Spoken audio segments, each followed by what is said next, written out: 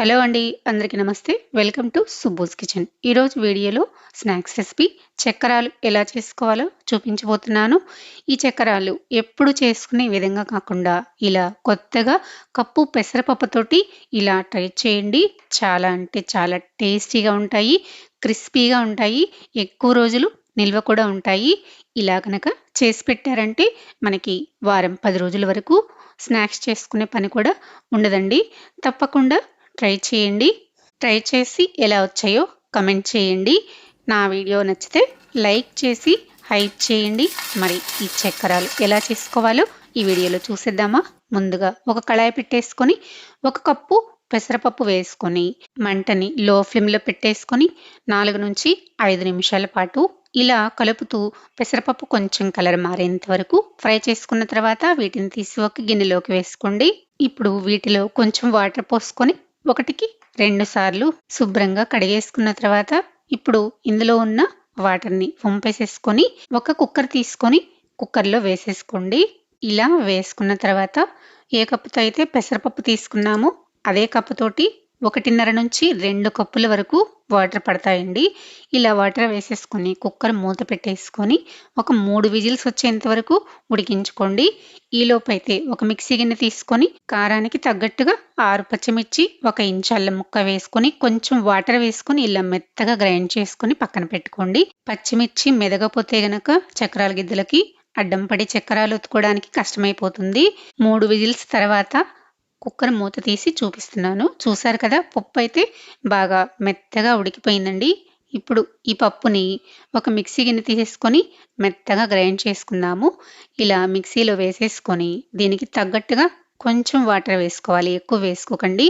కొంచెం వేసేసుకొని ఇలా మెత్తగా క్రీమ్ లాగా పేస్ట్ లాగా అయిపోవాలి. నేను చూపిస్తున్న విధంగా అవ్వాలన్నమాట.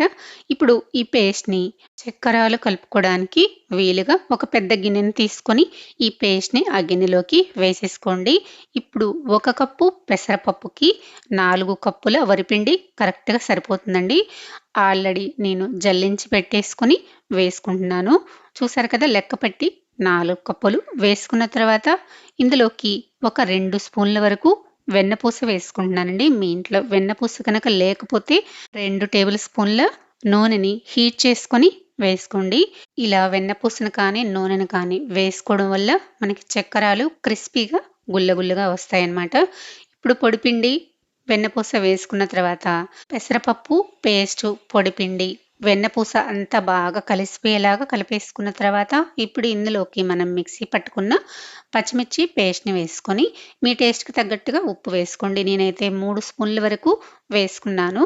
తర్వాత 1 టేబుల్ స్పూన్ వాము ఇలా చేతిలో వేసుకొని క్రష్ చేసి వేసుకోండి. క్రష్ చేసి వేసుకోవడం వల్ల ఫ్లేవర్ అనేది పిండికి పట్టి చాలా టేస్టీగా ఉంటాయి. ఇలా వేసుకున్న తర్వాత మరొకసారి బాగా పిండిని మిక్స్ చేసేసుకోవాలండి. ఇందులో వాటర్ ఎక్కువ పట్టవు. మనం ఆల్రెడీ వాటర్ వేసుకొని ఉడికించుకున్నాము. మిక్సీ వేసుకునేటప్పుడు కూడా కొంచెం వాటర్ వేసుకున్నాం కాబట్టి ఇలా కలుపుకున్న తర్వాత కొంచెం చేతిలోకి తీసుకొని టేస్ట్ చూసుకున్న తర్వాత మీకు ఉప్పు కారం ఏమన్నా సరిపోకపోతే అడ్జస్ట్ చేసుకొని ఇలా చేతిలోకి కొంచెం కొంచెం వాటర్ని వేసుకుంటూ ఇలాగా పిండిని బాగా సాఫ్ట్గా కలుపుకోవాలి. మరీ ఎక్కువ వాటర్ వేసుకున్నారంటే చక్రాలు ఉడికేటప్పటికి టైం పడుతుంది. అలానే నూనె కూడా ఎక్కువ పీలుస్తాయండి. మరీ ఎక్కువ వేసుకోకుండా ఇలా పిండిని కలుపుకున్న తర్వాత మూత పెట్టేసి పక్కన పెట్టుకోండి. ఇప్పుడు చక్రాల గిద్దలు తీసుకొని లోపల ఆయిల్ అప్లై చేసుకొని పిండిని గొట్టంలోకి పెట్టుకోండి. ఈ పిండితో చక్రాలే కాదండి, ప్లేట్ మార్చుకొని చెక్క పకోడీలు చేసుకోవచ్చు. అలానే ఈ పిండితోటి చెక్కలు కూడా చేసుకోవచ్చండి. చెక్కలు చేసుకుంటే కనుక వాముకు బదులు జీలకర్ర వేసుకొని చెక్కలు చేసుకున్నా కూడా చాలా బాగా వస్తాయి. బాండీలు డీప్ ఫ్రైకి తగినంత ఆయిల్ వేసుకొని హీట్ అయిందో లేదో ఒకసారి చెక్ చేసుకున్న తర్వాత చక్రాన్ని వేసుకోండి. బాగా హీట్ అయిన తర్వాత చక్రం వేసుకోవాలి. ఇలా ఒకవైపు నుంచి రెండో వైపుకి టర్న్ చేసుకొని రెండో వైపు కూడా ఫ్రై అయిపోయాక చక్రాన్ని తీసి పక్కన పెట్టేసుకుందాము. చూసారా ఎంత బాగా వచ్చిందో. ఇలానే మిగిలిన చక్కరాలన్నింటినీ కూడా చేసేసుకున్నానండి. నాకైతే చాలా బాగా వచ్చాయి, టేస్టీగా కూడా ఉన్నాయి. మీరు కూడా ఇలా పెసరపప్పుతోటి ఒకసారి ట్రై చేయండి. ఈ చక్కరాలన్నింటినీ కూడా ఇలాగా ఒక ప్లేట్లోకి పెట్టేసుకొని చల్లారనివ్వాలి. నేను ఇలా పెద్ద చక్రాలతో పాటు ఇలా రౌండ్‌గా చిన్న చక్రాలు కూడా చేసుకున్నానండి. ఇలా అయినా కూడా చేసుకోవచ్చు. చాలా బాగా వస్తాయి. ఇప్పుడు వీటిని కూడా ఇలా నూనెలో వేసుకొని ఫ్రై చేసుకున్నాను. నేనైతే ఇలా 2 రకాల చక్రాలు చేసుకున్నానండి.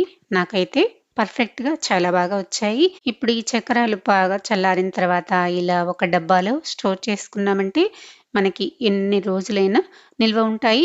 అలానే టేస్టీగా కూడా ఉంటాయి. తప్పకుండా మీరు కూడా ఇలా ఒకసారి ట్రై చేసి ఎలా వచ్చాయో కామెంట్ చేయండి. వీడియో నచ్చితే లైక్ చేసి సబ్స్క్రైబ్ చేసుకోండి, షేర్ చేయండి. మరో మంచి వీడియోతో మళ్ళీ కలుద్దాం. Thanks for watching.